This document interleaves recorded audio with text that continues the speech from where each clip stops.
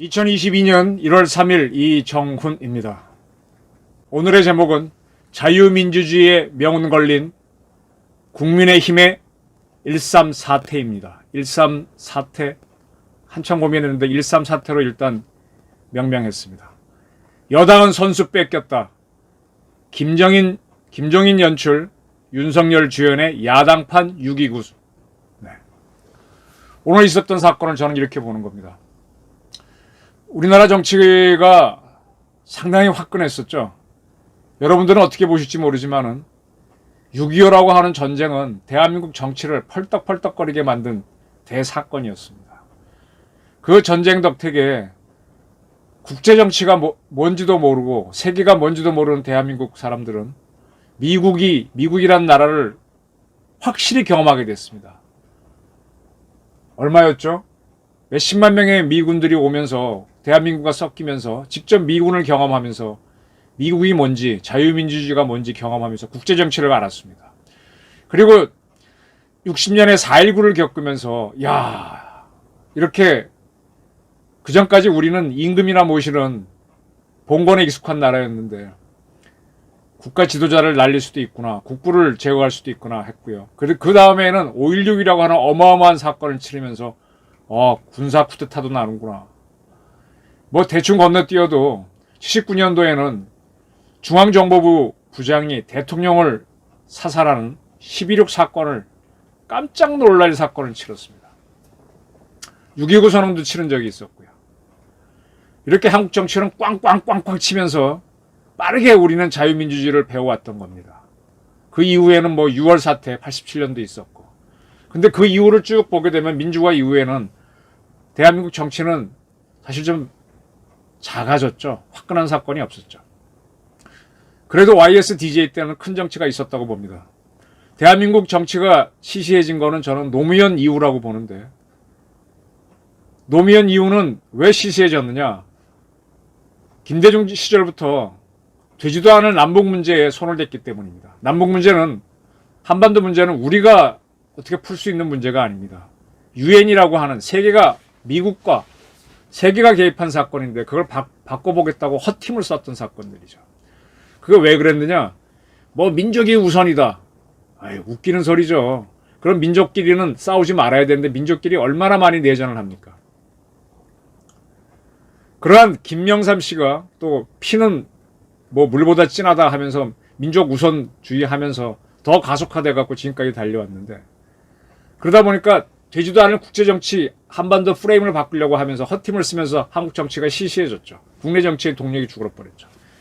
박근혜 대통령조차도 그 이념의 틀에 갇혀가지고 박정희 대통령에 대해서 씌워지는 큰 프레임 중에 하나가 친일파다 이런 거였잖아요. 그래서 박근혜 대통령은 일본과의 접촉을 매우 피했고, 또 북한이 중국말을 잘 듣는다는 그런 오해 속에서 우리도 미국말 안 듣는데 중국을 통하면 북한을 바꿔서 통일 대박을 할 수 있다는 그런 이념에 사로잡혀가지고 전승절에 참여하고 어쩌고 하다가 괜히 동력만 잃어버렸죠. 문재인 대통령의 대북 정책은 논할 필요도 없고요. 가치도 없는 거고요. 이렇게 하면서 한국 정치는 엉뚱한 방향으로 가면서 우리 사회를 발전시키는 동력을 잃어버렸습니다. 헛힘을 쓰면서.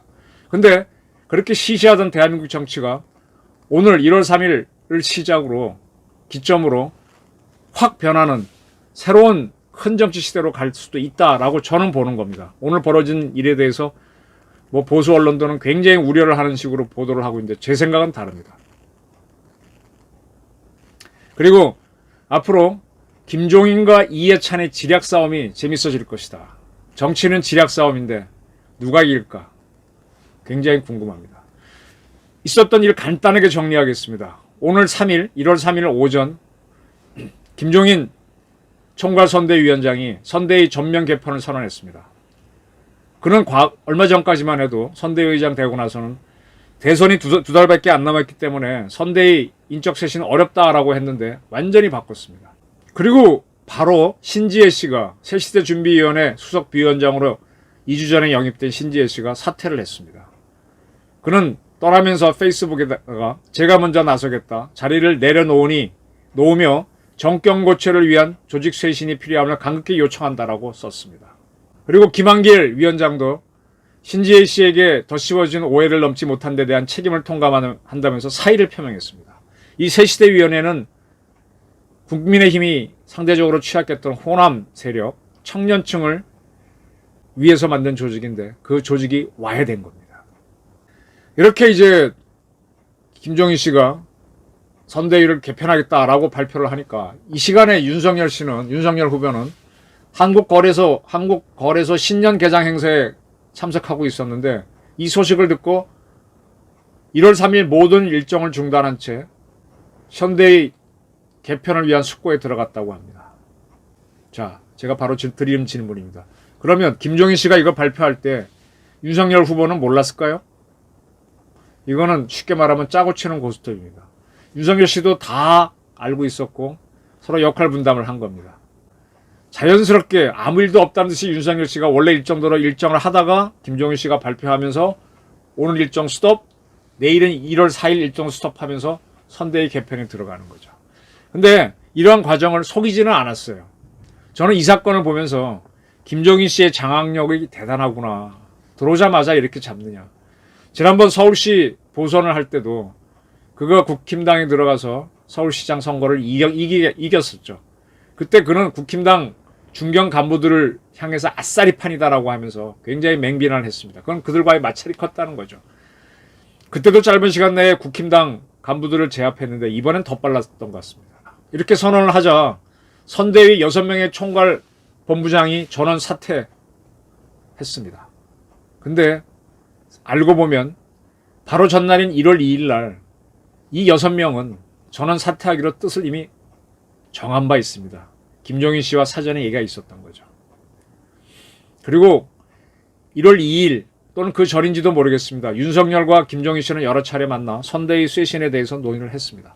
제가 어제 그 오세훈 사건으로 본 윤석열 위기하면서 국힘당은 목숨 걸어라, 전면 쇄신해야 된다, 윤석열은 목숨 걸고 덤벼야 된다고 했는데 제가 이게 굉장히 필요하구나 하고 봤는데 이미 그 움직임이 있었던 겁니다.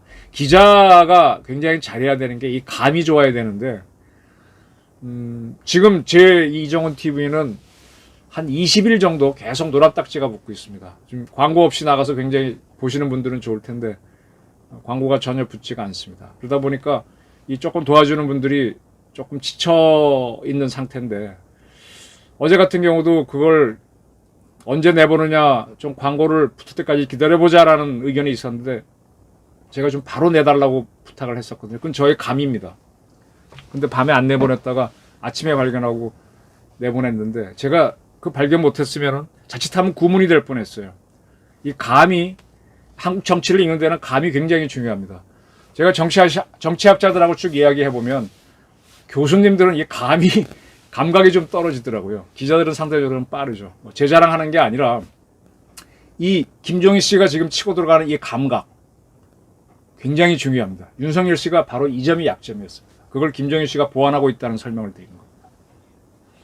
신지혜 씨가 사퇴를 발표했을 때 윤석열 씨는 바로 페이스북에다가 애초에 없어도 될 논란을 만든 게 제 잘못이다. 젠더 문제에 대해 기성세대의 치우친 판단으로 청년 세대에게 큰 실망을 준 것을 자인한다. 이렇게 썼습니다.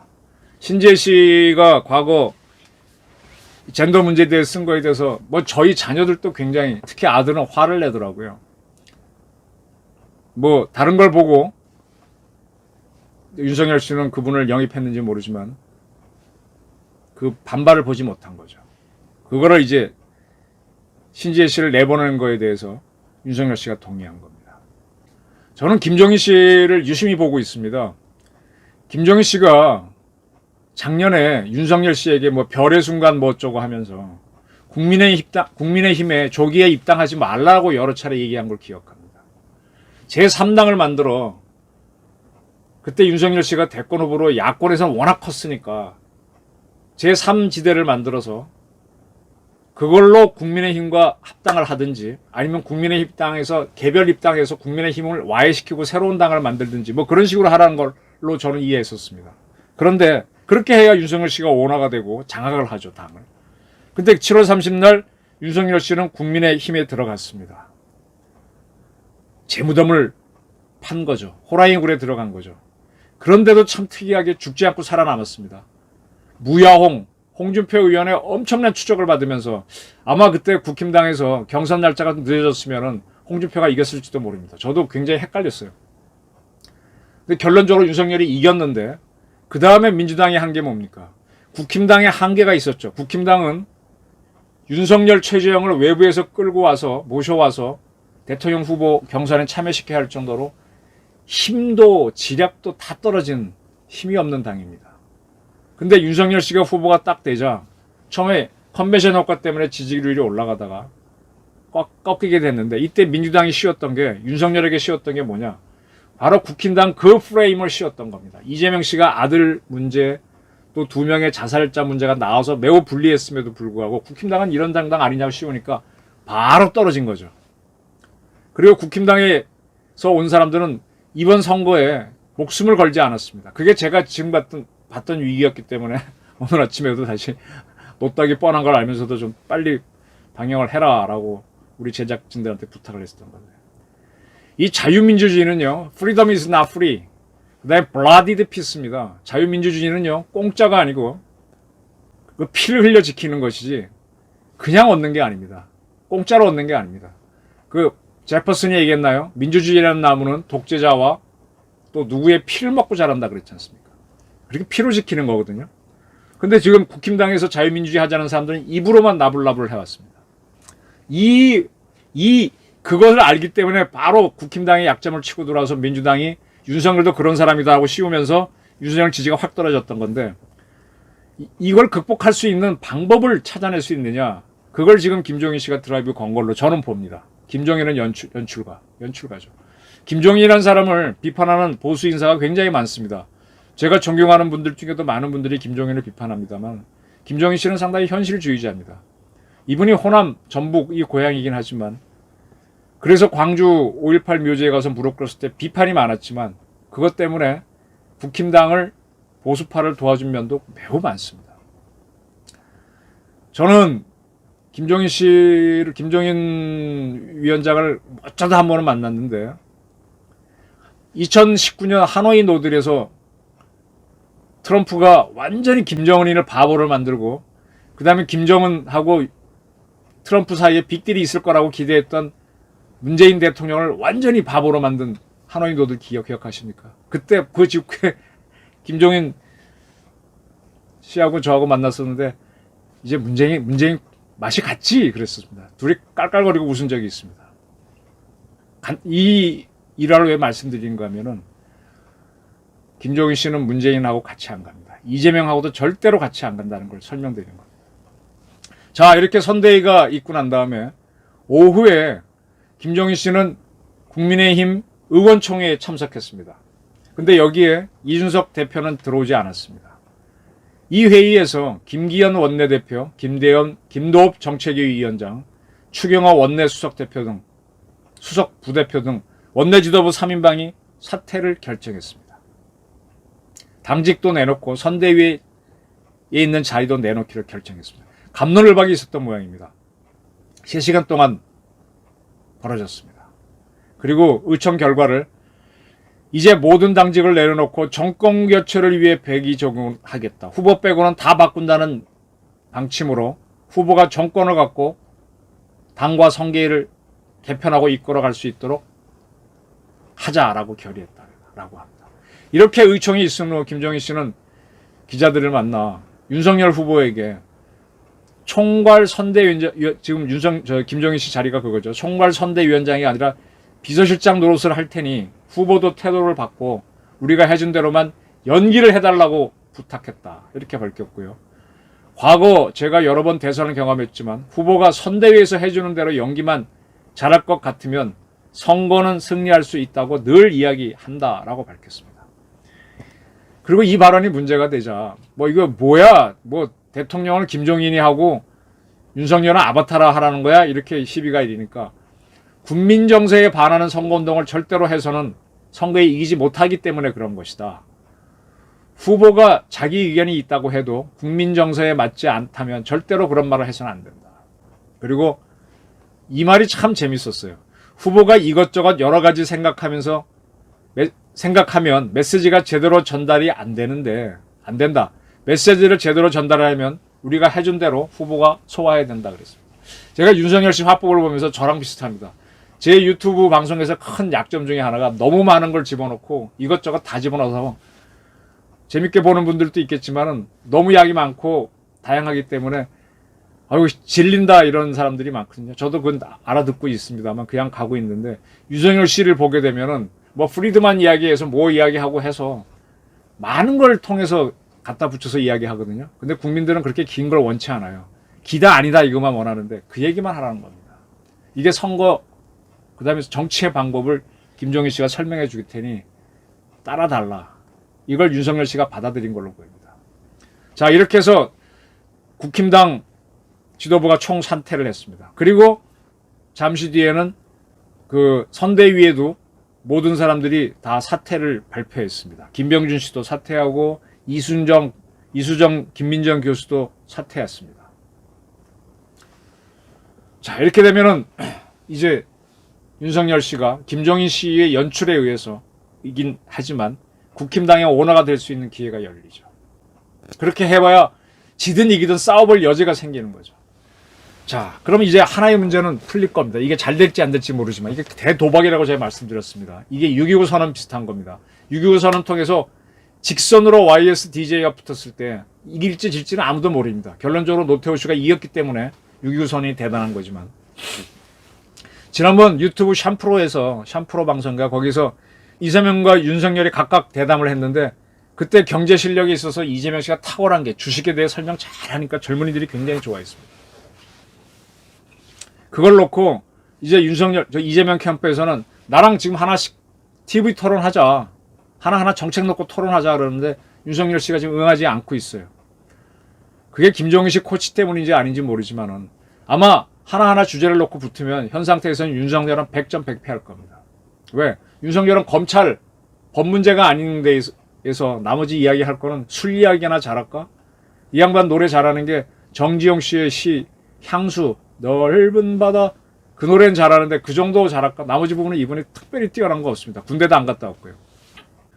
근데 이재명 씨는 뭐 사회운동도 했고 시장도 했고 하니까 도지사도 했고 벌써 많은 분야를 알잖아요. 그러니까 붙으면 아마 질 겁니다. 아마 지금 이재명 캠프의 작전은 공약을 막 던지면서 붙자 1대1로 붙자라고 하면서 자신에게 쏟아져 있는 나쁜 이미지 아들의 도박 문제 정가 사범 형수 욕설 문제 뭐 생질의 살인사건 이걸 덮고 정책 지도자의 모습을 보이려고 할 텐데 이렇게 해서 이제 이기는 모습을 보이겠죠. 뭐 아주 많은 걸 아는 매우 많이 아는 건 굉장히 중요합니다. 이 리더가 되는 사람들이 각 분야인 전문가만큼 많은 걸 알 때 그 전문가들이 고개를 숙이면서 따라오니까 굉장히 중요합니다. 그런데 여기에 큰 맹점이 있습니다. 대통령이 모든 문제 다 알면은 어떻게 합니까? 다 개입하죠. 그거를 만기 칠남이라고 합니다. 만기 칠남을 한 사람은 대표적으로 박근혜였고 문재인입니다. 이분들은 제가 보기에는 그렇게 브라이트하신 분은 아니에요. 사실 저도 제 분야는 좀 하지만 뭐 문화 예술 가면 저는 몰라요 솔직히. 전혀 모릅니다. 박근혜 대통령은 이 대면 보고 받는 게 힘들어서 공문이 오면 자기가 읽어본대잖아요. 그거 읽고 이해가 됩니까? 이런 책들 읽고 탁탁 이해하는 거 보면 좀 신기해요. 저는 설명이 있어야만 이해가 됩니다. 이 교과서만 주지 않고 학생들한테 선생님이 붙어서 설명하는 건 설명이 훨씬 더 이해가 쉽기 때문입니다. 그리고 모르는 걸 물어서 확인을 해야 이해가 되죠. 근데 죽어라고 읽어댄 게 박근혜 대통령. 그러니까 고립이 되는 거죠. 문재인 대통령도 마찬가지고. 사람을 안 만나잖아요. 이분이 청와대 기사에서 만찬을 했다는 게 있습니까? 누구를 불러 만찬을 했다? 오찬 이후로는 잘 안 합니다. 오찬도 잘 안 해요. 굉장히 사람 만나는 힘들어하는 사람입니다. 이 오나가 되려면 다 알 필요가 없습니다. 전문가들이 제대로 하는가. 유방이 천하통일할 때 장자방, 장량, 소화, 한신 각 분야의 전문가들 두고 그 사람들만 쭉 10명만 관리하면 되는 거예요. 제가 똑개 똑부 멍부 멍개를 몇 차례 말씀드렸는데 리더의 형태 중에서는 가장 바보 같은 리더는 똑똑하고 부지런한 리더. 똑부입니다. 똑부. 그러면 전문가들이 일 안 해요. 멍청하고 부지런해도 매우 큰 문제입니다. 멍청한 사람이 부지런하면 다 떠나죠. 그건 아주 망하는 거고. 그 다음이 똑부입니다. 그 다음에 가장 좋은 리더는 똑똑한데 가만히 모른 척 해야 돼. 그래야 전문가들이 움직이면서 전문가들을 제대로 써야만 조직이 살거든요. 이 대통령이라고 하는 사람이 만기칠남 경제도 알고 주식도 알고 안 됩니다. 그 전문가들이 어떻게 움직이는지 잘 알아야 되거든요. 저는 똑개가 되는 게 좋다고 보는데 지금 똑부냐 아니냐 경쟁을 하자는 이재명 경쟁에 말려드는 순간에 윤석열은 집니다. 그러면 이런 도전에 어떻게 대응할까를 이제 앞으로 고민하면서 만들어야 되겠죠. 자, 이제 그런 것들이 쌓이면서 윤석열 지지가 떨어졌는데 그 반전을 위한 거를 김종인 연출, 윤석열 너는 주연을 해라. 이렇게 하면서 지금 들어가는 걸로 보입니다. 자, 지금 벌어지고 있는 1.3 사태, 김종인 연출. 이게 실패하면요. 국힘당도 시간상 너무 없기 때문에 이번 대선은 포기하는 쪽으로 갈 겁니다. 뭐 다음 지방선거는 어떻게 해보고 총선에 해보려고 할 거고. 윤석열도 피로감 때문에 사퇴할 수 있습니다. 설사 완주를 한다고 해도 의미 없는 완주가 될 겁니다. 이렇게 되면은 안철수로 단일화하자는 얘기 나올 텐데 윤석열 씨가 사퇴하면 안철수로 단일화할 수는 있겠죠. 안철수 씨가 이길 수 있을까요? 이긴다 한들 그 국민의당 가지고 180석에 국민의힘당도 감히 대적을 못하는데 끌고 나갈 수 있을까요? 어려울 겁니다. 안철수도 대통령 되는 걸 회피할지 모릅니다. 근데 또 하나 분명한 거는 이재명 씨도 이번에 이겨서 당선이 되면 매우 어렵다는 겁니다. 왜? 아마 당선되는 순간 대한민국은 조용할 겁니다. 민노총 이런 데서는 와 이러겠지만 아마 다수의 그래도 조금 식자층들이 보수파가 많을 텐데 확 침묵할 겁니다. 겁먹을 겁니다. 그게 뭐와 비슷한가 하면 1979년 제가 고등학교 3학년 때 박정희 대통령이 시해됐다는 보도가 나왔을 때 대한민국 고등학교 3학년이었지만 와 두려웠어요. 전쟁 나라 망하나? 80년에 광주 알려졌을 때 사람들이 입을 닫았습니다. 그와 비슷하게 이재명 씨가 당선되면 그런 사태가 그런 분위기가 만들어질 겁니다. 이재명 씨도 대통령은 되었지만 이 난국 보수파들이 움직이지 않을 때 끌고 나가기 쉽지 않을 겁니다. 이 자유민주주의를 그도 해야 될 텐데 자유민주주의와 다퉜기 때문에 어떻게 풀어갈지 쉬운 게 아닙니다. 그러면 이재명도 어렵고 윤석열도 어려운데 누가 더 맷집 싸움을 하느냐가 관건인데 윤석열이 그런 맷집이 있느냐 그게 핵심이 되겠죠. 김종인 씨의 연출이 성공한다면. 그리고 그 뒤에 있는 이해찬 씨가 얼마나 많은 지략을 내느냐에 따라서 윤석열과 이재명의 싸움이 될 겁니다. 자, 지금 이해찬 씨도 다시 그 이재명 캠프에 오면서 그쪽이 많이 우세로 올라갔지 않습니까? 아마 이해찬 아이디어는 지금 굳히기를 들어가야 될 타임일 겁니다. 지금 와서 다시 개편하기는 어렵고요. 왜냐하면 민주당은 이미 하면 선대위를 개편했었거든요. 또 개편하게 하게 되면 이제 시간이 늦죠. 선수는 뺏겼죠. 굳히기로 들어가야 되는데 저는 제 기자의 촉감으로 말씀드리면 언론 보도가 굉장히 중요한데 언론도요 뭐 짜고 치는 게 아닙니다. 하다 보니 이렇게 되는 건데 지금 1.3 사태로 국힘당이 선대위 개편 들어간다라고 하니까 언론이 딱 돌았었잖아요. 친여 매체도 일단 그걸 보도 안 할 수 없습니다. 이게 무슨 얘기인가 하면 지금까지 이재명에 쏠렸던 이재명을 띄워주는데 큰 역할을 했던 대한민국 언론이 국힘당으로 포커싱을 옮기는 겁니다. 근데 국힘당이 그거 막 변하는 모습 보이면 그걸 보도 안 할 수가 없어요. 근데 긍정적으로 보이면은 국힘당 지지율이 확 올라가기 시작합니다. 이게 제가 아까 서두에서 말한 큰 정치입니다. 이걸 지금 김종인 씨가 드라이브 건 거고 윤석열 씨는 따라가는 거죠. 여기서 한번 역전이 되면요. 그 다음에 대역전하기는 쉽지 않을 겁니다. 물론 또 이해찬 씨하고 이재명 씨가 또 대전략을 하겠죠. 그래서 대한민국 정치가 오랜만에 큰 정치로 돌아갔다는 겁니다. 근데 여기서 누가 이기느냐에 따라서 대한민국이 지금까지 추구했던 자유민주주의의 명운이 결정된다는 겁니다. 우리는 언젠가부터 자유대한 그 자유대안이라 그렇고 자유민주주의라고 그랬었는데 자유를 띄어내고 민주주의 주사파 운동권이 강해지면서 그들이 인민민주주의를 내세우기 위해서 자유를 슬쩍 띄어내게 했습니다. 민주주의와 만세만 지어졌죠. 민주주의 중에서 핵심은 자유민주주의입니다. 그래서 저는 자유민주주의가 명운이 걸려있다. 이 싸움을 김종인 연출로 시작됐다. 1.3 사태로 이름 짓겠다. 이게 오늘 벌어진 국힘당 사태에 대한 저희 해석입니다. 어떠십니까? 한번 제 의견이 틀릴 수도 있고 맞을 수도 있습니다. 저는 여당에서 6.29 선언, 이재명 후보 교체 같은 6.29 선언이 나올 거라고 예측을 했었는데 민주당이 그걸 회피하면서 국힘당에 밀어넣었는데 국힘당이 지금 6.29 선언 같은 그런 시도를 하고 있습니다. 변화를 먼저 하는 쪽이 더 유리하죠, 정치에서. 제 예측이 틀리는지 맞는지 같이 지켜보기로 하시죠. 경청해 주셔서 감사합니다.